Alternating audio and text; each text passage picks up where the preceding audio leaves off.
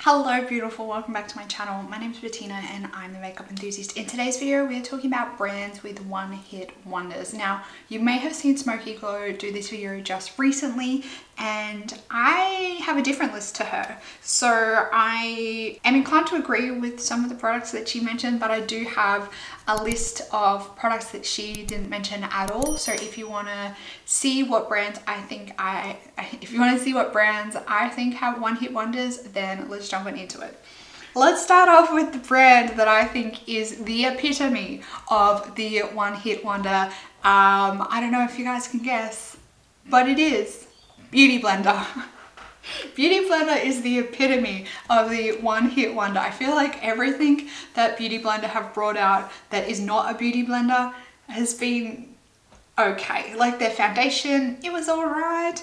I didn't really hear much about the primers. Looks like they're bringing out a powder now too, but I feel like Beauty Blender, they just don't know where to go. They brought out this amazing, spectacular sponge that, you know, you can get duped now for a quarter of the price. They brought out this sponge and the best they could come up with after this groundbreaking, revolutionary sponge was a million different colored options and versions of the sponge. They've even gone one step further now to have them slightly etched on the side with zodiac signs. So I just feel like Beauty Blender is the epitome of the one-hit wonder. Next up, we have It Cosmetics, and I do feel like, you know, there's a few products that It Cosmetics has come out with. I don't really feel like it really hit the mark. When it comes to It Cosmetics, their one-hit wonder product is their CC cream. Everyone talks about this CC cream. I myself have tried the original version of the CC cream, and for people with oily skin, it is like possibly the worst product in the world for people with greasy skin. Like you look like the slimiest grease ball by mid-morning when I wear this product. That's what I look like. Don't know about the rest of you, but I just cannot get this product to work for me. I don't think it's a CC cream as well. I think, you know, it's bordering on a medium coverage foundation. To me, I think of a CC cream as more along the lines of a tinted moisturizer, not so much a almost full coverage foundation. So I do feel like this is definitely a one-hit wonder from It Cosmetics. Like I said, there's a few other products. I know some of their brushes get raved about, but when it boils down to it, and you know I'm right, when you think of It Cosmetics, you automatically think of this product. Next is a fairly bougie luxury brand. This brand is Guerlain. That's how you pronounce it, right? Guerlain. Guerlain and the meteorites. These are, you know, the colored balls in a box. Every like limited edition collection that Guerlain comes out with has like a different colored box, but on the inside it is still the same 3 colored balls.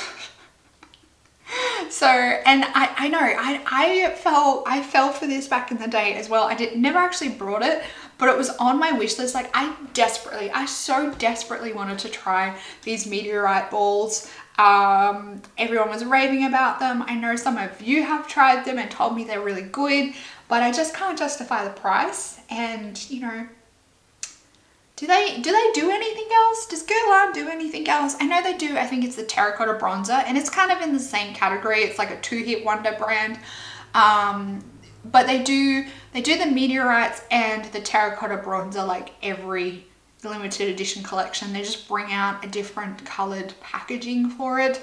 Just give it up. Give it up. Give it up.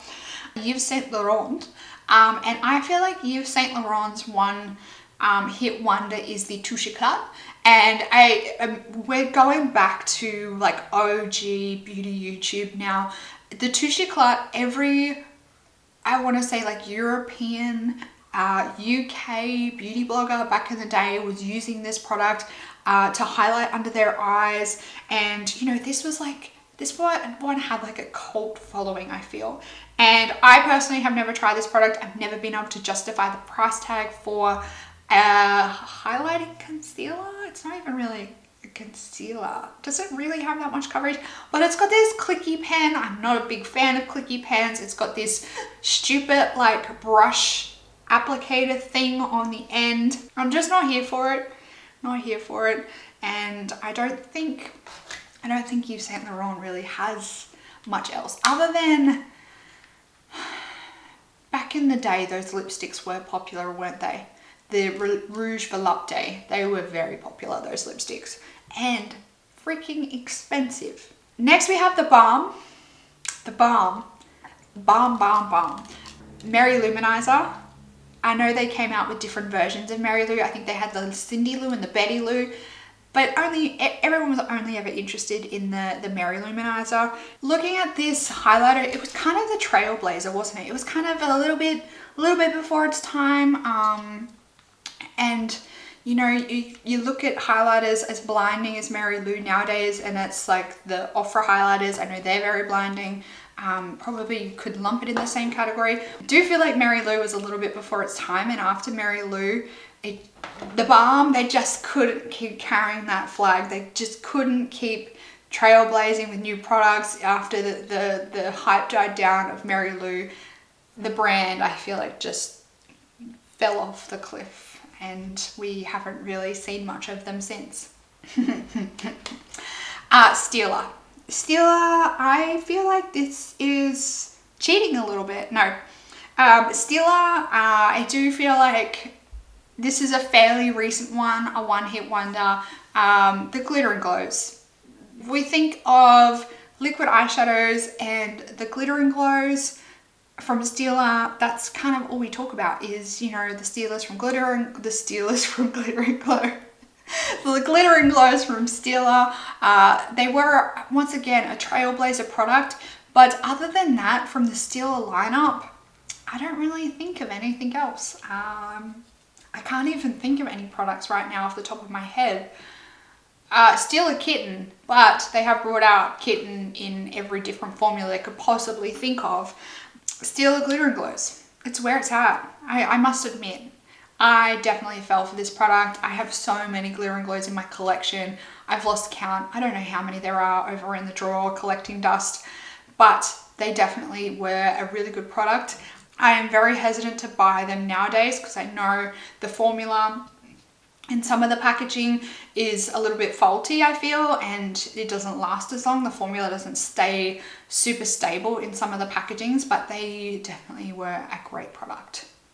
But I don't use them much. I don't use them anywhere near as much as I used to. Now the next one is definitely cheating because this brand only has 2 products on the market, and this is the Tati Beauty Texture Neutrals palette. This was her first product, wasn't it? So I do feel like I'm technically cheating here comparing this to her Blenderful Puff. It doesn't really compare when it comes to what the brand's brought out. I definitely think it still fits the category of a brand with a one-hit wonder.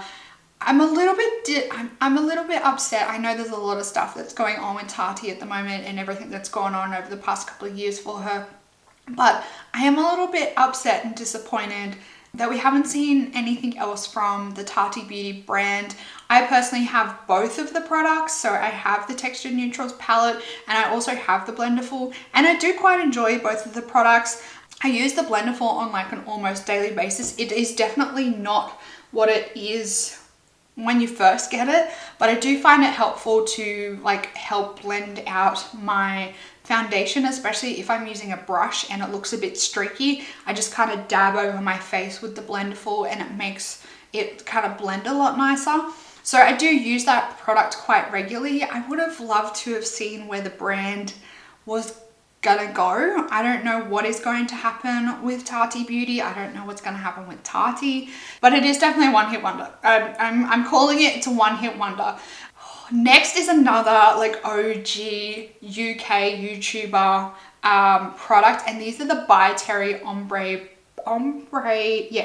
Black Stars. I just want to point out, what the hell is this name? Like, what the hell is up with the name of this product, Ombre Black Stars? I don't know where the name of this product came from, but these are essentially like cream shadow sticks. And these were praised by UK YouTubers back in the day. I'm guilty for buying a couple. I think I have 2 in my collection. These are ridiculously expensive for an eyeshadow stick, but I do really like the formula on them. They're actually really nice, the formula. But I don't feel like there's much else from By Terry that has gotten the hype that this product did. There's been a few things that have come out over the years, but I think the like OG one hit wonder from this brand is the Ombre Black Stars, and like I said, I haven't really heard much else. Josie Maran, this one I think is reaching a little bit, but the Pure Argan Oil from Josie Maran, and I do feel like we can thank Jaclyn Hill for putting this one on the map. I don't think there's really been that much from Josie Maran over the years. I think a lot of people do still buy the argan oil though. If you are one of those people that buys the argan oil from Josie Maran, I just wanna let you in on a little secret. Just a little one. Just a little one. You can get argan oil from The Ordinary for like 13 Australian dollars. I don't know why you would be paying this price for argan oil. It's an oil. It's an oil. There's not much else that can be said about it. I don't think there was many other successful products from this brand. Moving on, this is a brand that was hyped up by Tati, and this is the Artiste Oval Face Brush. So I don't even remember how long ago it was, but these brushes were like game changer. Like Tati did a review on these brushes and it was like game changer. After she did that review, these brushes were sold out everywhere. You could not get your hands on these brushes. I know she used the oval face brush for a very long time, and I remember they had eye brushes and they looked like toothbrushes. This whole brand's brushes look like toothbrushes, but the oval face brush was where it was at. It was the brush that Tati used for quite a long time, and I know that this brush like consistently sold out because of her. After that, I don't know what they did. I don't know what Artiste does other than the oval face brush. They need to go back to the drawing board and come out with something else. Next one, this is kicking it back again to UK beauty YouTuber, the Caudalie Beauty Elixir. Does Caudalie sell anything else other than this product? They do. I know they do. I definitely know they do. But when you think Caudalie, you think of this product. I've actually brought, I think, like 1 or 2 bottles of this before. If you haven't tried this product, I wouldn't recommend it. It is very heavily scented. It's a really nice spray and it does add like a dew to your skin and moisture. But if you don't like quite heavily scented products, you will definitely not appreciate this product because it is pretty strong. It's pretty strong. It's a pretty strong, unique scent. It's not offensive or disgusting, but it is very strong. And if you are sensitive or don't like that, then steer clear. Next, we have probably one of my all-time favorite products, and this is the Laneige Lip Sleeping Mask. And I haven't heard much else from Laneige other than this product. I've brought, I think I'm onto my 3rd pot of this product. It's a stellar product. It's a fantastic product. But other than this from the Laneige lineup, I haven't really heard much else from them. I know there's a few products. I think there's like a water sleeping mask that people use on their face occasionally. This is all I want, is just the lip sleeping mask. The Philosophy Purity Made Simple Cleanser, and I think this is another one that was hyped up by Jaclyn Hill. I know there was a lot of other YouTubers back in the day that were jumping on the bandwagon of this cleanser. I think Danny from Coffee Break with Danny also uses this. I think she still uses this cleanser actually. I think I purchased like 1 or 2 bottles of this. I didn't understand the hype. I didn't really find it that great, but this is really the only thing that Philosophy is known for, is the Purity Made Simple. I think you can still get Purity from David Jones in Australia. I think. I don't know. I've never really gone out of my way to buy buy anything from Purity. But this cleanser, it was the real deal. It was the real MVP back in the day. Everyone was raving about this cleanser. And then the last one is the SK2 treatment essence, the facial treatment essence. This is the hella expensive facial essence. I feel like this is kind of the facial essence that kicked off the facial essence craze. I've never tried this product, but I know it's very expensive. I've never been game to try it because I just can't justify spending that kind of money on a facial essence. I know SK2 in general is very expensive, and I know SK2 is quite popular in Asian cultures, but here, like in Western cultures, I don't hear much about SK2 other than the facial essence. Whew, that was a long one. That was a feisty one. Let me know down in the comments what your one-hit wonders are. While you're down there, make sure you click all those buttons. Like this video. You can subscribe to my channel for future content. You can also join my membership for extra perks and applaud this video if you like. And that's it for this video, everyone. I hope that you're having an absolutely fantastic day. I hope that you are staying safe and healthy and looking after yourself. And I will see you in the next video. Goodbye, beautiful.